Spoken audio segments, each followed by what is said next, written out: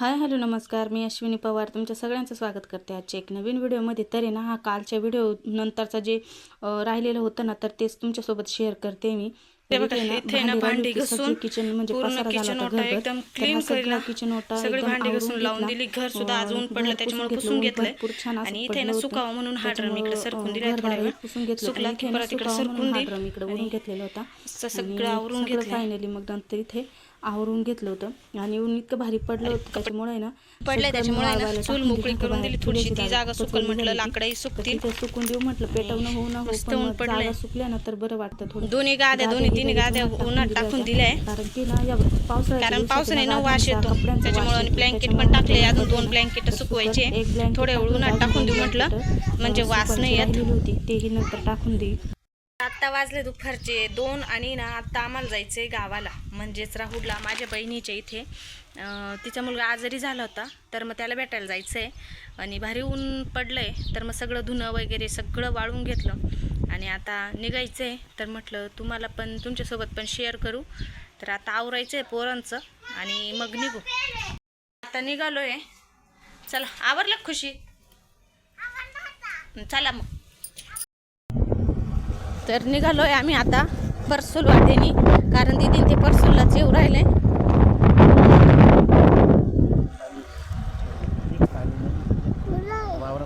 नद्यांना पाणी आलं आता. शाळ्यांना चांगलं झालं खायला. हे बघा, वावरात पाणी तुंबेले डायरेक्ट.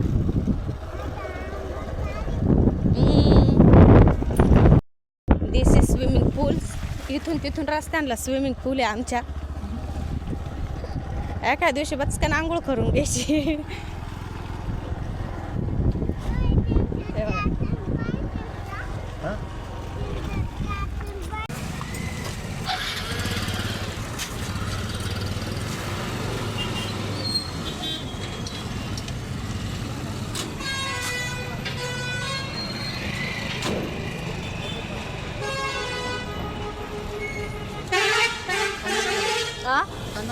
नाही, कांदा नका टाकू.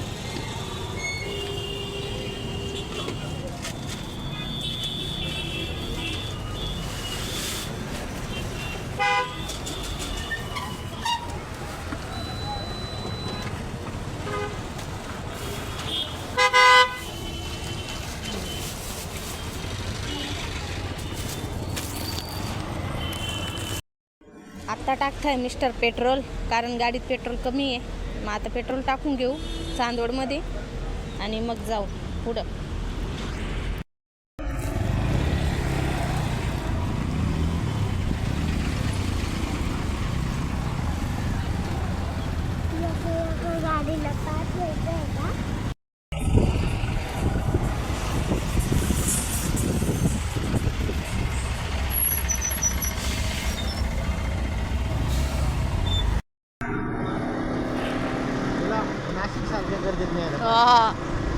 लईच ट्रॅफिक होतं आज. आता इथून थोडस कमी झालं, नाही तर तितक्या ट्रॅफिक, गाड्यांजवळ डायरेक्ट गाड्या उभ्या होत्या. आम्हाला तिकडून म्हणजे देवीच्या माथ्यापासून गणपतीपर्यंत यायला अर्धा 1 तास लागून गेला डायरेक्ट. इतका हळूहळू चालू होतं.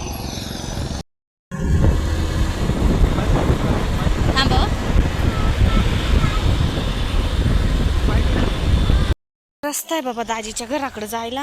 हे असे ना पाठ ओलांडून जावं लागतील आता. नीट आहे बरं का ग इथून.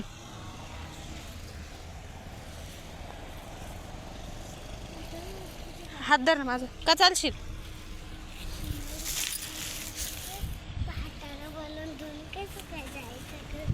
हे अशा दगडांवर पाय द्यायचा. अल्लाद अल्लाद. आलो दाजींच्या घराजवळ. मिस्टर गेले गाडीवर निघून. आम्ही दोघे चाललो पाय पाय, कारण रस्ता खूप खराब आहे. मला भीती वाटते अशा रस्त्यावर, त्याच्यामुळं मी डायरेक्ट उतरून घेतलं, कारण मी एकदा पडेल. त्याच्यामुळं म्हटलं मी पाय पाय येते, तुम्ही जा. तर आता खुशीन मी चाललो पाय पाय.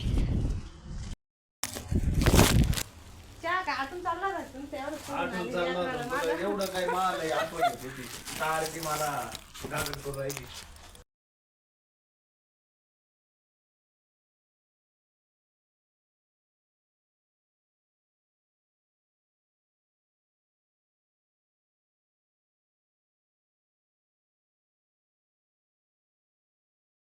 रिटर्न आणि आता चांदवडमध्ये आहे, तिथं काही शूट घेतलं नाही. आणि आता तुम्हाला मी रंगमहाल दाखवते चांदवडमधला. हे बघा, हे जे समोर येत आहे ते आहे रंगमहाल. आता जवळून दाखवल मी, मध्ये जायला काही टाईम नाही आहे, तर बाहेरूनच दाखवते मी तुम्हाला फक्त. हे बघा आलं, हे आहे रंगमहाल. हं?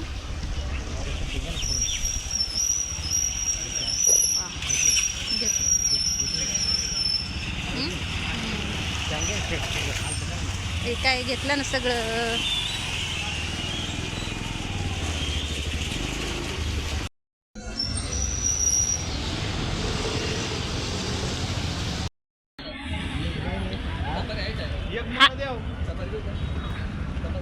कोणाला घेऊन राहिले ना?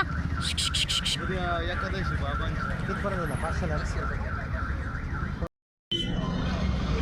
जाऊ देव.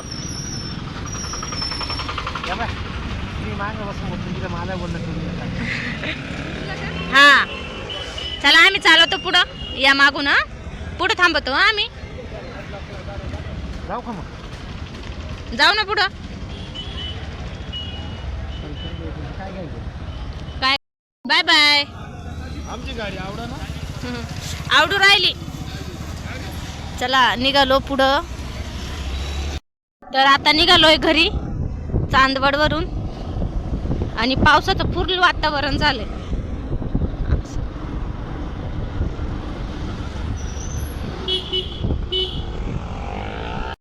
तर आत्ता आलोय आम्ही घरी, म्हणजे अर्धा एक तास झाला. आणि परसूलमध्ये आम्हाला खूप पाऊस लागला होता, त्याच्यामुळं आम्ही थोड्या वेळ तिथं लपलो होतो. आणि फोन मी डायरेक्ट पिशवीमध्ये ठेवून दिला होता, कारण पाऊस चालू होता म्हटलं. आणि माझा फोन काही वॉटरप्रूफ नाही आहे, त्याच्यामुळं खराब व्हायची भीती होती, त्याच्यामुळं मी पिशवीत ठेवून दिला होता. आत्ता आलोय घरी आणि आता करायची स्वयंपाकाची तयारी. तर स्वयंपाकामध्ये आज काही एवढंच काही हे नाही, पिठलं पोळ्या करायच्या आहे.